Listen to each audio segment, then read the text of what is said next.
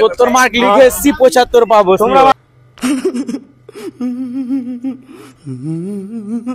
কত mark answer করলে?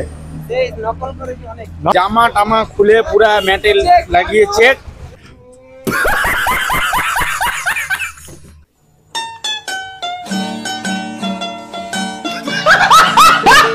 তোমরা কতজন এক্সাম দিলে আজ? 13 জন, মাত্র 13 জন আমাদের ক্লাসে। চেকিং পুরা এমন মানে ধারণার বাইরে। ভাই কি এক্সাম ছিল আজ? ভালো হলো। কি এক্সাম ছিল আজকে ABS।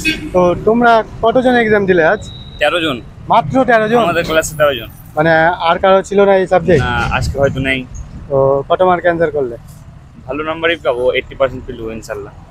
এরপরে কি নিয়ে পড়াশোনা করবে? এনে দেখি, ভাবিনি এখন।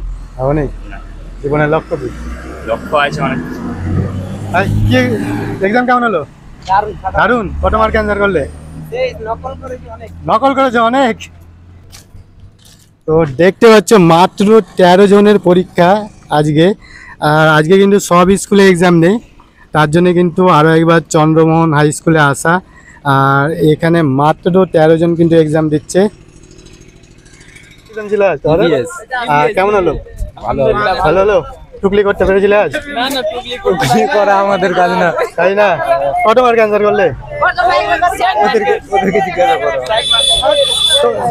তোমার কেমন হলো? তোমার কেমন? ভালো হয়েছে ভাই। তোমার এক্সাম কেমন হয়েছে? ভালো হয়েছে। ভালো পরীক্ষা খুব ভালো হয়েছে, ফাটিয়ে দিয়েছি। কোশ্চেন খুব সহজ ছিল, 70 মার্ক লিখে এসেছি 75 পাবো। তোমরা মাত্র 13 জন পরীক্ষা দিলে নাকি? হ্যাঁ হ্যাঁ, আমাদের ক্যান্ডিডেট এবার 13 জন, তাই জন্য আমরা 13 জন। তো এরপরে কি নিয়ে পড়াশোনা করবে? এবার কি করে নিয়ে পড়াশোনা হবে? এরপর বিয়ে করতে হবে, আর কি করতে হবে? ভাই তোমার এক্সাম কেমন হলো? একদম খুব ভালো হলো। তোমরা কোন স্কুল থেকে? ওসমানিয়া স্কুল। ওসমানিয়া স্কুল। আর আজকে কি এক্সাম ছিল তোমার? আজকে ছিল এনভায়রনমেন্টাল স্টাডি EVS। তো কত মার্ক অ্যান্সার করলে? অ্যান্সার করেছি হচ্ছে তোমার দুটো পর প্রথম সেরেছিলাম, আমাদের 16 মার্ক বাদ দিয়ে সব করেছি। কোশ্চেন সহজ এসেছিল? অনেক সহজ। সবাই এক ঘরে ছিল নাকি? না না, আলাদা আলাদা, তিনজন আলাদা, আমরা সব এক মানে একসঙ্গে, মানে বিশাল ডিসটেন্সে। তাহলে তিনজনের ভাগ্য খুব খারাপ নাকি? না, ওদের ভাগ্যটা খুব ভালো। ভালো।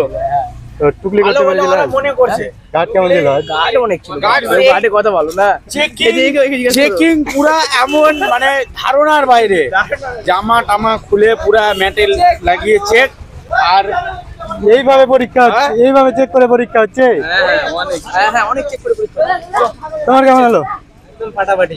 ফাটাফাটি। সবথেকে বেস্ট সাবজেক্ট কোনটা তোমার? আমার বেস্ট সাবজেক্ট হলো তোমার ম্যাথ। তো ম্যাথ নাই। ম্যাথ নাই? না। তো এরপরে কি নিয়ে পড়াশোনা করবে? পাস করবো তাহলে তো। পাস করবে তাহলে? তো কেন, পরীক্ষা খুব খারাপ হচ্ছে নাকি? এই তো আজকে একটা ভালো হলো, তারপরে ওটা দুটো পরীক্ষা যা খারাপ গিয়ে অনেক খারাপ গেছে। মানে তখন প্রথমে অনেক গার্ড দিচ্ছিল, অনেক গার্ড। মানে গার্ড করে যে এত টুটি করে যে পাস করতে পারেনি ভাতিজা।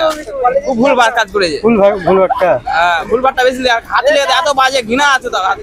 এই চারটা যে চারটা পরীক্ষা হলো না তিনটা? এটা নিয়ে চারটা হলো। তো চারটার মধ্যে কোনটা বেস্ট হয়েছে? সবটি বেস্ট। সবচেয়ে বেস্ট পরীক্ষা দিয়েছো?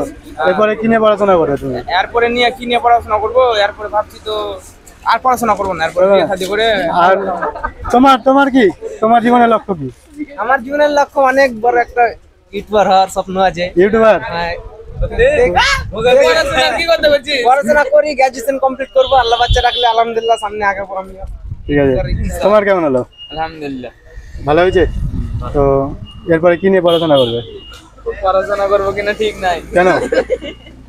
কেন করতে ভালো লাগছে না তো, কি করবো? তাহলে কি করবে ভেবেছো?